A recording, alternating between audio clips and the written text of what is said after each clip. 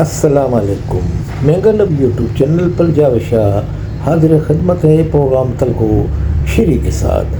M Q کے بانی الطاف حسین نے جب سے پاکستان آنے کا اندیہ ظاہر کیا ہے اور اپنی سیاسی سرگرمیوں کا مطالبہ بھی کیا ہے،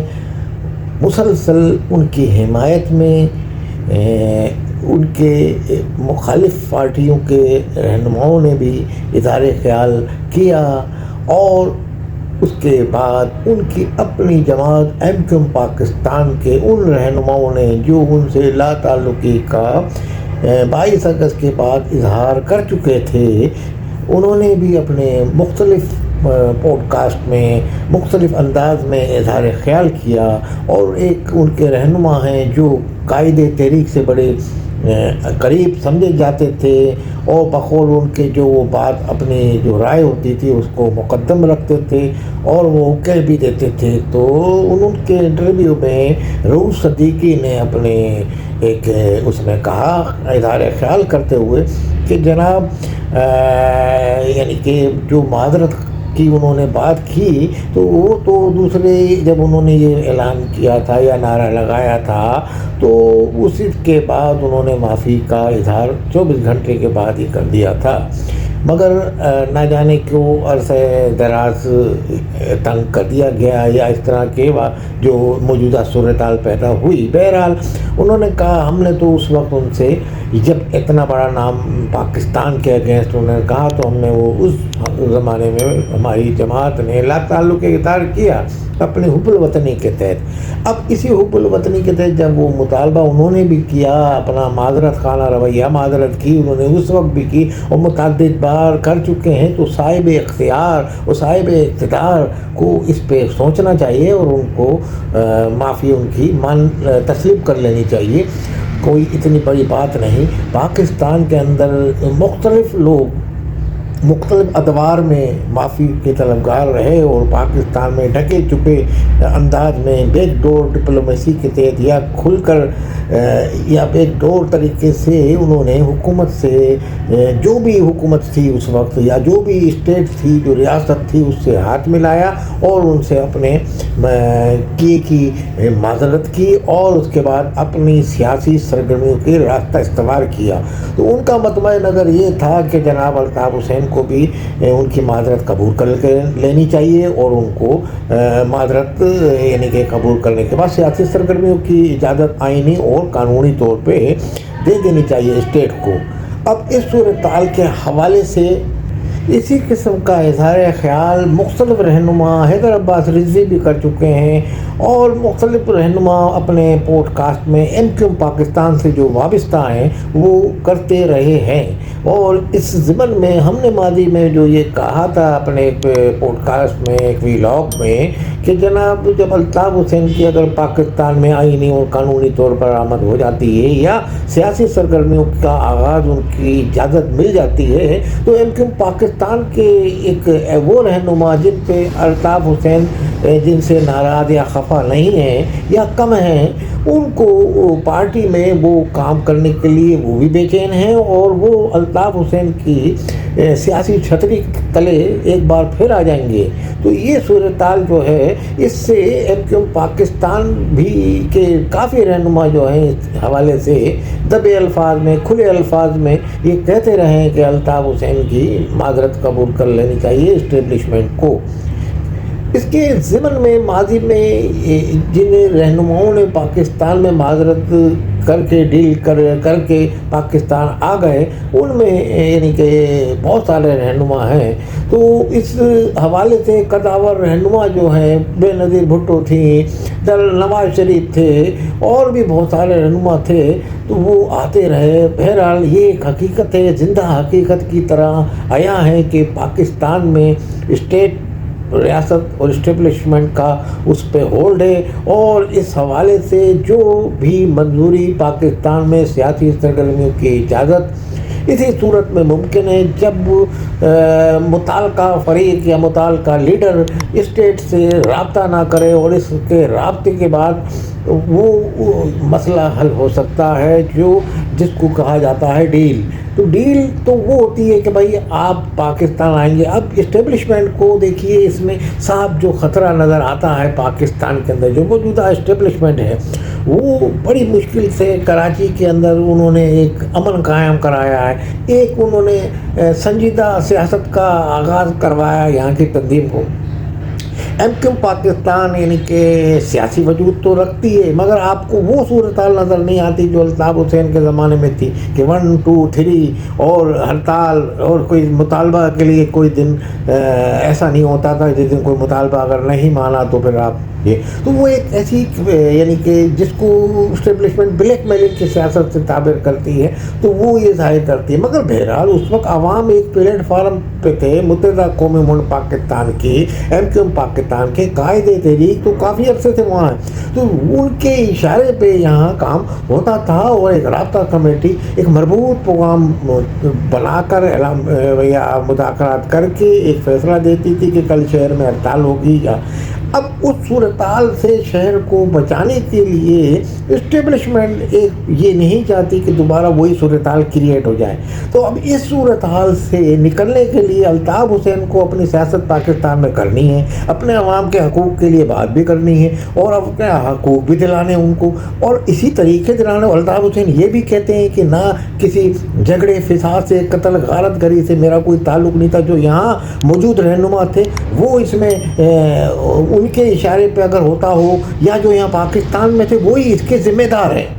جو یہاں کی رابطہ کمیٹی ہے. میں تو سمندر پار موجود تھا. تو بہرحال ان کا موقف، ان کی تنظیم کا یا ان کے لیڈر کا، ان کا تو بہرحال یہ ایک الگ بات ہے. مگر وہ اب کس حد تک اسٹیبلشمنٹ کے ساتھ اگر وہ مذاکرات کرتے ہیں جس کا ان کو فوری طور پر رابطہ کرنا چاہیے، تو وہ یعنی کہ کیا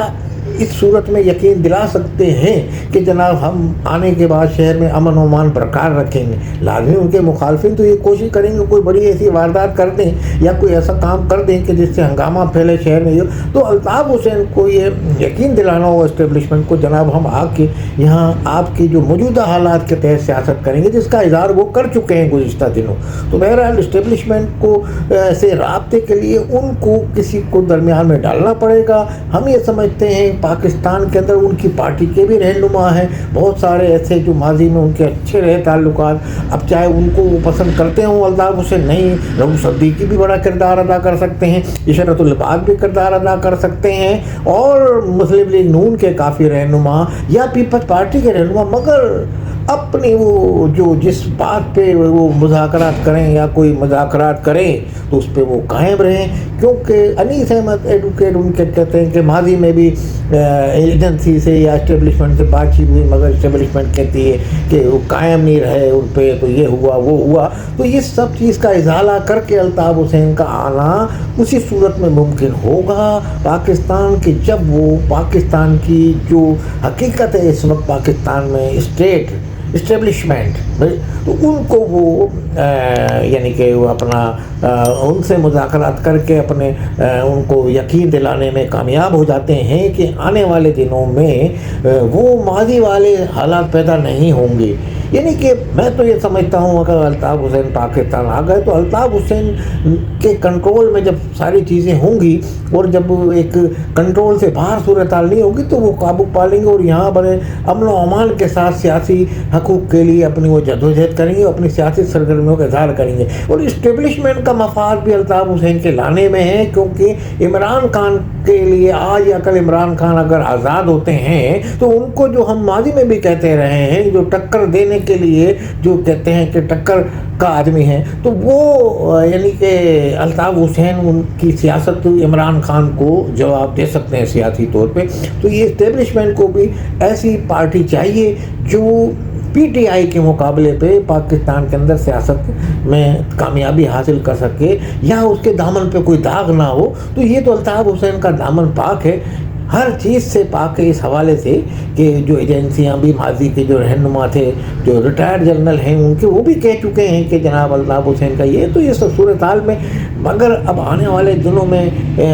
کیسے ممکن ہوگا الطاف حسین، کیونکہ ان کے جو جانے والے ان کے استقبال کے لیے منتظر ہیں یہاں، ان کے لوگ یہ کہہ رہے ہیں کہ الطاف حسین کی آمد کب ہوگی۔ ہم جب عام معاشرے میں جاتے ہیں تو لوگ پوچھتے ہیں کہ الطاف حسین کب آ رہے ہیں، تو ہم تو یہ کہتے ہیں کہ پاکستان کی اسٹیبلشمنٹ اور پاکستان کا آئین اور قانون جب اجازت دے گا، اس کے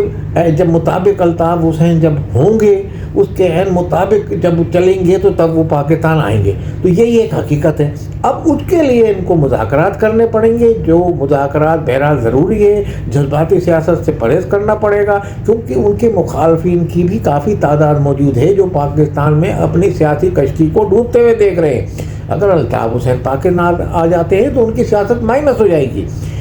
تو اس صورتحال کو مد نظر رکھتے ہوئے الطاف حسین اسٹیبلشمنٹ کے موڈ کو دیکھتے ہوئے، جو اسٹیبلشمنٹ کا پاکستان میں جس طریقے کا اس سب موڈ ہے، تو اپنے مذاکرات کا آغاز بالواسطہ یا براہ راست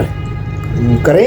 اسی میں مہاجر عوام کی بھی بھلائی ہے، اور مہاجر عوام جو ان کی منتظر ہے، ان کو بھی اس سے غرض نہیں، ان کو تو اس سے غرض ہے کہ ان کے قائد پاکستان آ جائیں۔ تو یہ ایک سوچ ہے، اور پاکستان کے مظلوم عوام کی بھی سوچ ہے، ان کی بھی سوچ ہے، اور حب الوطنی کے جذبے سے سرشار ہیں۔ ماضی میں بھی الطاف حسین کی جماعت، الطاف حسین نے جلوس بھی نکلوائے ہیں پاک آرمی کی حمایت میں اور پاکستان رینجرز کی حمایت میں، ہمیں تو یہ یاد ہے۔ تو اس صورتحال میں یہ سمجھتا ہوں الطاف حسین متعدد بار معافی نامہ اپنا کہہ چکے ہیں، اسٹیبلشمنٹ کو اس پر غور کرنا چاہیے، اور یہ تمام سنجیدہ حلقے اور سنجیدہ سیاستدان، یا کیوں پاکستان کے ہوں یا باہر کے ہوں، ان تمام کی رائے ہے کہ الطاف حسین کی مطالبے پہ یا ان کی ریکویسٹ پہ توجہ دی جائے، اور الطاف حسین کو بھی کسی آدمی کو درمیان میں ڈال کے مذاکرات کا آغاز حزب اقتدار اور حزب اقتدار سے کرنا چاہیے۔ اسی میں ہی اگر وہ اپنی سیاست پاکستان میں کرنا چاہتے ہیں، ویسے ایک ٹک ٹاک پہ بیٹھ کے کہ جناب میں معذرت چاہتا ہوں، یہ مطالبہ ہے، تو یہ طریقہ نہیں، طریقہ وہی ہے جو ماضی کے سیاستدانوں نے اپنایا، اور جو حال میں بھی اپنا کے آیا نواز شریف۔ تو آپ بھی بھائی جنرل پرویز مشرف خود آئے مذاکرات کر کے، جب ان کے اوپر مقدمات قائم کیے گئے تھے نون لیگ کے زمانے میں۔ تو بہرحال یہ ایک حقیقت ہے، اور اس حقیقت سے آنکھیں نہیں چرانا چاہیے، حقیقت کو سامنا کرنا چاہیے، اور یہاں ان سے کسی نہ کسی طریقے سے الطاف حسین کے بڑے اہم رہنماؤں سے رابطے ماضی میں رہے ہیں، تو ان کے ذریعے مذاکرات کا آغاز کریں، اور کسی ایک بات پہ لازمی اسٹیبلشمنٹ آپ کو مشروط اجازت دے گی۔ بہرحال حب الوطنی میں آپ کی کوئی شک نہیں۔ یہ دوسرے جو رہنما ہیں جنہوں نے پاکستان کے جو باہر بیٹھے ہیں، بلوچ رہنما یا دوسرے رہنما، ان سے زیادہ وہ آپ زیادہ مخلص اور محب وطن ہیں، حب الوطنی کے جذبے سے آپ سرشار ہیں، اور آپ کی قوم نے پاکستان کے لیے قربانیاں دی ہے، لازمی اس حوالے سے آپ کا ایک حق بھی بنتا ہے، اور اپنی قوم کو صحیح سمت میں لے جانے کے لیے ایک بار پھر آپ اپنی سیاسی سرگرمیوں پاکستان میں آغاز کریں۔ اس کے لیے آپ کو ہر صورت میں مذاکرات کا آغاز کرنا پڑے گا۔ عوام آپ کے تاریخی استقبال کے لیے